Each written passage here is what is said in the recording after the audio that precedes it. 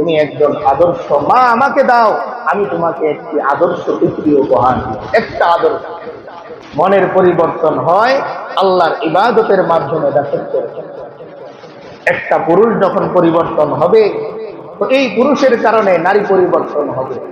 আর যখন নারী পরিবর্তন হবে, তখন সেই নারীর গর্ভ থেকে ইমাম গাজ্জালী আসবে, সেই নারীর গর্ভ থেকে ইমামে আজম আবু হানিফা আসবে, সেই নারীর গর্ভ থেকে ইমাম আহমদ বিন হাম্বলের মতো মানুষ আসবে, সেই নারীর গর্ভ থেকে শাহ ওলিউল্লাহ মুহাদ্দিসে দেহলভীর মতো লোক আসবে, সেই মায়ের গর্ভ থেকে হযরতে কাসিম নানুতুবি রহমাতুল্লাহি আলাইহি।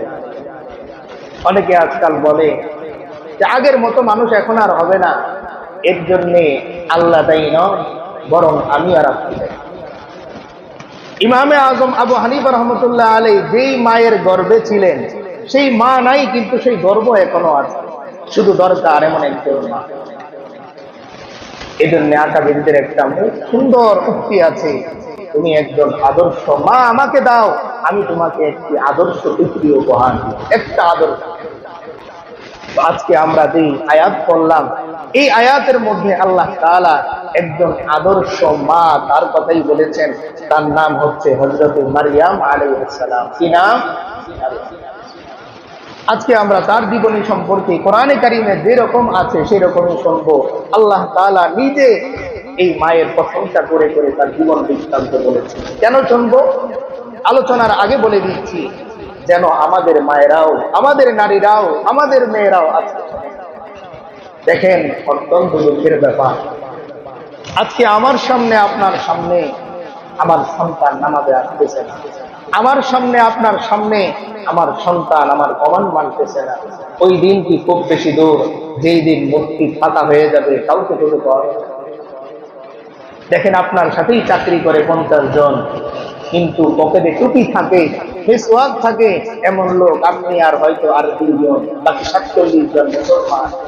কিন্তু যদি তাদেরকে বলা হয় চলেন নামাজ পড়ি, তাহলে উজর, প্রথম উজর, ভাই কাপড়টা ভালো না। আফসোস আমার জন্য, দুঃখ আমার জন্য। মুমিনের আবার কাপড় ভালো থাকে না। মুমিন তো সর্বদা মৃত্যুর জন্য প্রস্তুত থাকে।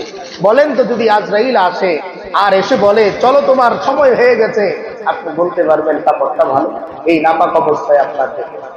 আমি তো মুমিন, আমার সর্বদা কাপড় তৈরি থাকবে, আমার মন তৈরি থাকবে, আমি কখন আমার রবের সাথে সাক্ষাৎ করব। কেন হচ্ছে না? আজ সেই মা আমরা খুঁজে পাচ্ছি না। সেই মা যদি আমরা খুঁজে পেতাম, সেই আদর্শ সন্তান আমরা খুঁজে পেতাম।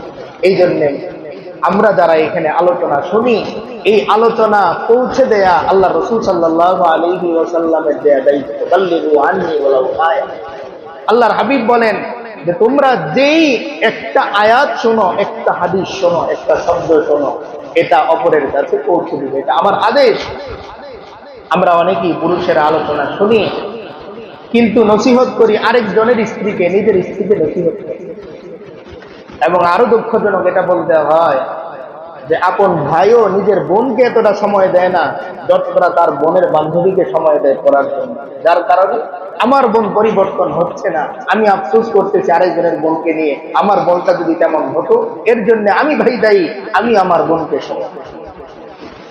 যেহেতু এই প্রসঙ্গটা চলে এসেছে, ছোট্ট করে বলতেছি, আপনার পরিবার আপনার আমানত। আলা ওয়া কুল্লুকুম রাইন ওয়া কুল্লুকুম মাসউলুন আন রাইয়াতিহি। আল্লাহর হাবিব বলেন, ও সমস্ত পুরুষেরা, তোমরা দায়িত্বশীল তোমার পরিবারের জন্য।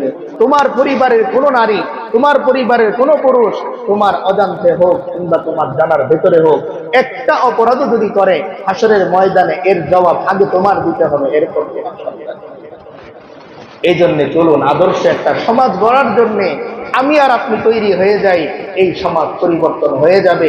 এই সমাজে আদর্শ ছেলে আবার আসবে, আদর্শ মানুষ আবার আসবে। পরিবর্তন দরকার, আমার আর